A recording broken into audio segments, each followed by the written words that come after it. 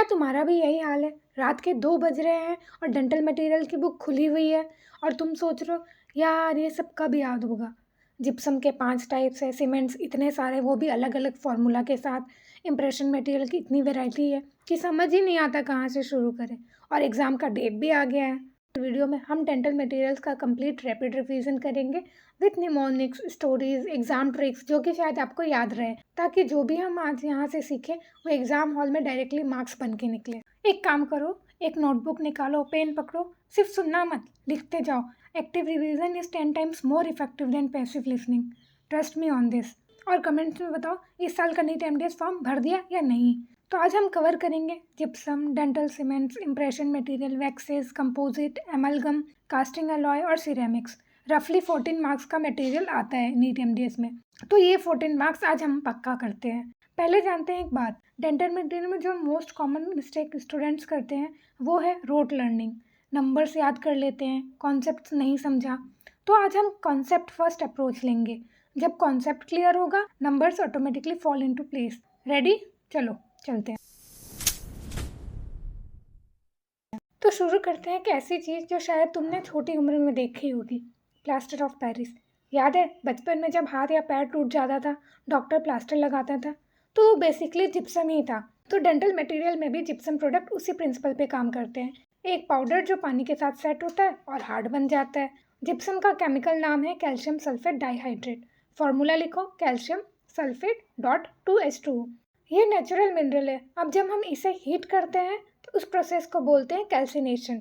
तो पानी जब निकल जाता है और ये बन जाता है calcium sulphate hemihydrate. Calcium sulphate dot half H2O।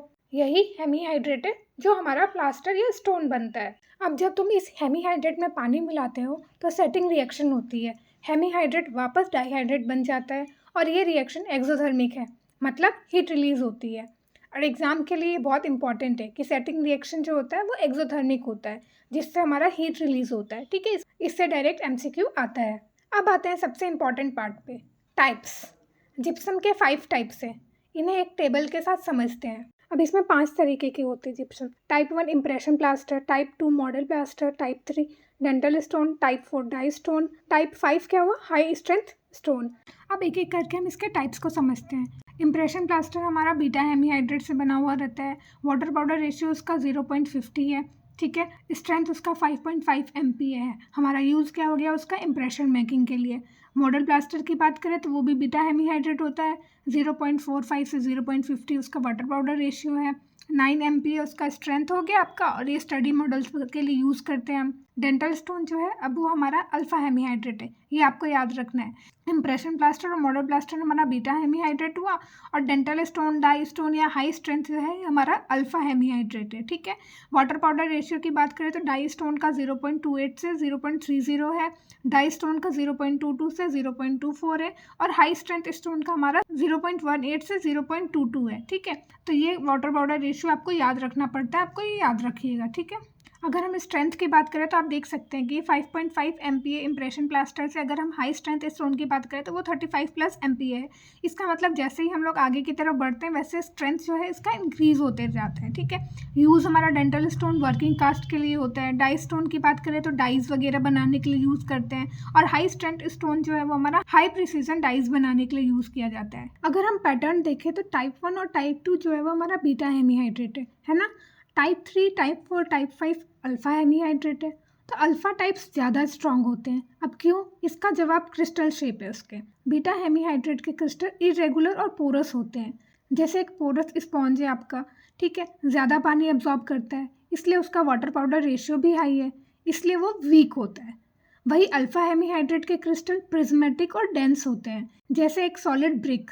कम पानी चाहिए, इसलिए इसका वाटर पाउडर रेशियो इसका लो होता है, और इसलिए वो स्ट्रांग होता है। तो इसका निमोनिक्स यही है कि अल्फ़ा वर्सेस बीटा का, कि alpha athletes are dense and strong, मतलब अल्फ़ा वाले डेंस क्रिस्टल होते हैं अल्फ़ा हेमीहाइड्रेट, और अल्फ़ा हेमीहाइड्रेट का वाटर पाउडर रेशियो भी लो होता है लेकिन स्ट्रेंथ हाई होता है, एकदम अल्फ़ा की तरह।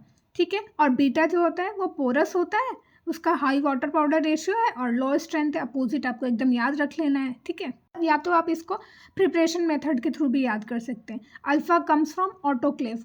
ऑटोक्लेव मतलब टाइप 3, टाइप 4, टाइप 5 बनाने के लिए ऑटोक्लेव या स्टीम प्रेशर यूज़ होती है, जिसको हम लोग ओपन कैल्सिनेशन बोलते हैं, है ना। एक और एग्जाम रिलेटेड पॉइंट जो आपको याद रखना है, वाटर पाउडर रेशियो बढ़ाने से स्ट्रेंथ कम होती है, ज़्यादा पानी मोर पोरोसिटी वीकर सेट प्रोडक्ट। ये डायरेक्ट एमसीक्यू है, तो ये ट्रिक आप याद रखिएगा। अब एक और क्वेश्चन जो बहुत कंफ्यूजिंग होता है कि डेंटल स्टोन और डाई स्टोन को हम लोग कहाँ यूज़ करते हैं, ठीक है।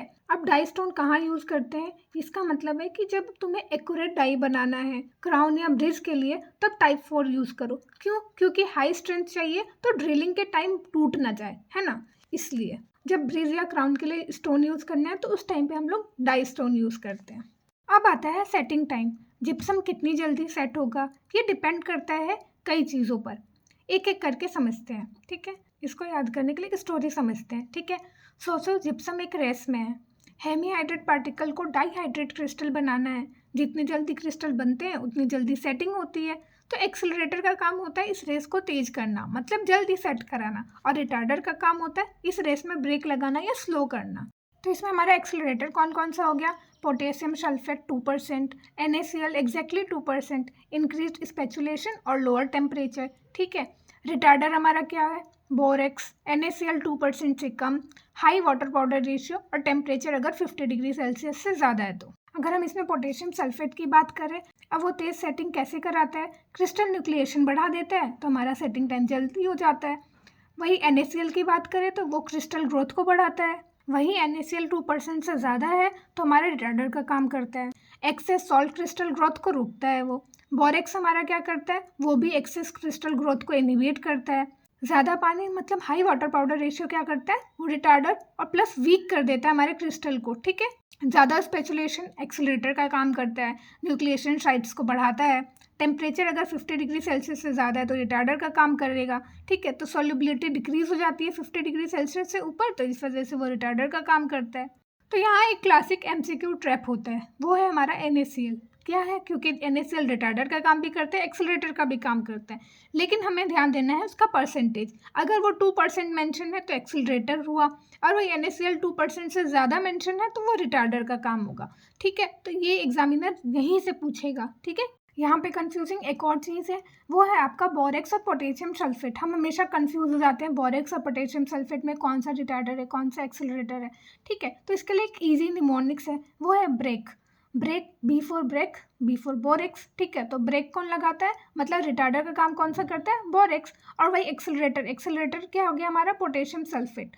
पोटेशियम सल्फेट और इससे याद रखिए पैडल से क्या होता है? हमारा गाड़ी आगे बढ़ता है, एक्सेलरेट करता है, तो वही पोटेशियम सल्फेट हमारा एक्सेलरेट कराता है, ठीक है। क्या आपको पता है जिप्सम जब सेट होता है उस टाइम थोड़ा एक्सपेंड करता है? ये इंपॉर्टेंट है क्योंकि अगर ज़्यादा एक्सपेंड हुआ तो इंप्रेशन एक्यूरेट नहीं आएगी, है ना। नॉर्मल सेटिंग एक्सपेंशन जो होता है वो 0.2 से 0.3% होता है टाइप 2 प्लास्टर के लिए। डाई स्टोन टाइप 4 के लिए होता है लेस देन 0.15%। कम एक्सपेंशन चाहिए तो एक्यूरेसी ज़्यादा होगा इसलिए, ठीक है। हाइग्रोस्कोपिक एक्सपेंशन क्या होता है? जब जिप्सम पानी के नीचे सेट हो, एक्सपेंशन डबल हो जाता है, ठीक है। तो एंटी एक्सपेंशन सॉल्यूशन हम लोग यूज़ करते हैं। तो एंटी एक्सपेंशन सॉल्यूशन कौन सा होता है? 2% पोटेशियम सल्फेट सॉल्यूशन जो हम लोग यूज़ करते हैं एक्सपेंशन कम होने के लिए, ठीक है। तो एग्जाम के लिए क्या याद रखना है आपको? हाइग्रोस्कोपिक एक्सपेंशन जो होता है gypsum set under water, expansion double हो जाएगा। इसका use ADA water bath technique में होता है, ठीक है। ये आपको याद रखना है। तो जिप्सम हो गया हमारा यहाँ पे डन। तो याद रखो अल्फा स्ट्रॉन्ग है, बीटा वीक है, बोरॉक्स ब्रेक्स लगाता है, पोटेशियम सल्फेट एक्सेलरेट करता है और पेडल का काम करता है, और NaCl 2% वाला ट्रिक आपको याद रखना है। तो ये हमारा जिप्सम कंप्लीट हो गया। जितने भी हाई हिल पॉइंट्स है इस चैप्टर से रिलेटेड वो सारा हमने कंप्लीट कर लिया। नेक्स्ट पार्ट में हम करेंगे डेंटल सीमेंट्स। और कमेंट में मुझे बताओ और भी अगर कोई आपको सब्जेक्ट का सीरीज़ चाहिए तो।